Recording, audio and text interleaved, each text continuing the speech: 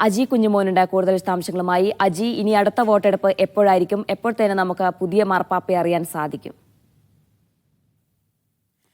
Sistine ചാപ്പലിൽ ഇന്നലെ ഉയർന്ന കറുത്ത പുക 89 വോട്ട് ആർക്കും ലഭിച്ചിട്ടില്ല എന്നുള്ള സൂചനയായിരുന്നു. ഇന്നലെയാണ് കോൺക്ലേവിന് തുടക്കമായത്. ആദ്യം ഒരു റൗണ്ട് മാത്രമായിരുന്നു ഇന്നലെ ഉണ്ടായിരുന്നത്.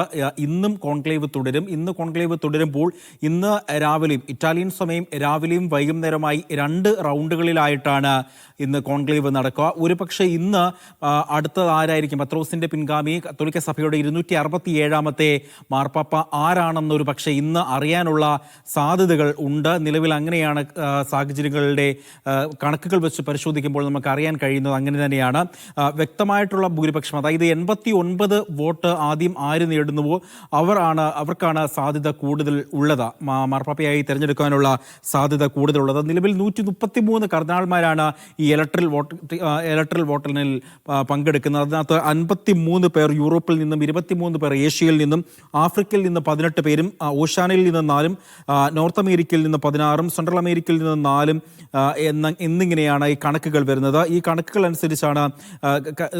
അനുസരിച്ച് നോക്കുമ്പോൾ ഒരു പക്ഷേ സാധ്യത കൂടുതലുള്ളത് യൂറോപ്പിൽ നിന്നുള്ള ഒരു മാർപ്പാപ്പയ്ക്കാണ് ഏറ്റവും കൂടുതൽ സാധ്യതയുള്ളത്. കാരണം ഏറ്റവും കൂടുതൽ ആളുകൾ യൂറോപ്പിൽ നിന്നാണ്. മേൽക്കൈ ഒരു പക്ഷേ യൂറോപ്പിൽ നിന്നുള്ള ആൾക്കാവാനുള്ള സാധ്യത, കർദിനാളിനാവാനുള്ള സാധ്യതയുമുണ്ട്. ഫ്രാൻസിസ് മാർപ്പാപ്പ പതിറ്റാണ്ടുകൾക്കിപ്പുറം ലാറ്റിൻ അമേരിക്കയിൽ നിന്നുള്ള ഒരു കർദിനാൾ പോപ്പാവുന്ന ഒരു ചരിത്ര സംഭവം കൂടി ഉണ്ടായിരുന്നു. അതുകൊണ്ട് തന്നെ ലാറ്റിൻ അമേരിക്കയിൽ നിന്നുള്ള ഒരു പോപ്പ് ഇനിയും ഉണ്ടാകുമോ എന്നുള്ളതെല്ലാം തന്നെ നമുക്ക് നോക്കിക്കാണേണ്ടിയിരിക്കുന്നു. കോൺക്ലേവ് ഇന്ന് 2 റൗണ്ടുകൾ, രാവിലെയും വൈകുന്നേരമാണ് കോൺക്ലേവ് 2 റൗണ്ടുകളായി നടക്കുന്നത്. ഏറ്റവും കൂടുതൽ കോൺക്ലേവിൻ്റെ ദൈർഘ്യം പല ഘട്ടങ്ങളിലും നീണ്ടു പോകാനുള്ള സാധ്യതകളുണ്ട്. ഈ 19-ാം നൂറ്റാണ്ടിൻ്റെ കാലഘട്ടത്തിലെ മാർപ്പാപ്പമാരുടെ കണക്കുകൾ പരിശോധിക്കുമ്പോൾ പിയൂസ് 6 മാർപ്പാപ്പ 5 ദിവസമായിരുന്നു ആ കോൺക്ലേവ് നീണ്ടത്. കഴിഞ്ഞ തവണത്തെ, അതായത് ഫ്രാൻസിസ് മാർപ്പാപ്പയുടെ കോൺക്ലേവ് നീണ്ടു നിന്നത് 2 ദിവസവും, ബെനഡിക്ട് 16-ാമൻ മാർപ്പാപ്പയുടെ കോൺക്ലേവ് നീണ്ടു നിന്നത് 2-ാം ദിവസമാണ്. 2-ാം ദിവസം തന്നെ മാർപ്പാപ്പയെ കണ്ടെത്താൻ കഴിഞ്ഞിരുന്നു എന്നുള്ളതാണ് ഏറ്റവും ശ്രദ്ധേയമായ കാര്യം.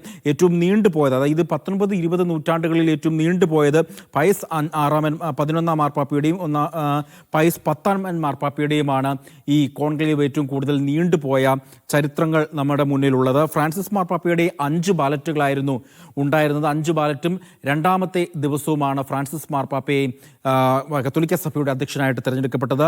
ബെനഡിക്ട് 16-ാമൻ മാർപ്പാപ്പയാണെങ്കിൽ 4 ബാലറ്റും ഒപ്പം തന്നെ 2 ദിവസവും നീണ്ടുനിന്ന കോൺക്ലേവിലൂടെയാണ് മാർപ്പാപ്പയായി തെരഞ്ഞെടുത്തിരിക്കുന്നത്. ഏതായാലും ഇന്ത്യൻ സമയം ഒരു പക്ഷേ കോൺക്ലേവ് പുതിയ മാർപ്പാപ്പയെ തെരഞ്ഞെടുക്കാനുള്ള കോൺക്ലേവ് ഇന്നും തുടരും. ആദ്യ റൗണ്ട് വോട്ടെടുപ്പിൽ ആർക്കും ഭൂരിപക്ഷമില്ല. അജി കുഞ്ഞുമോനാണ് വിശദാംശങ്ങൾ നൽകിയത്.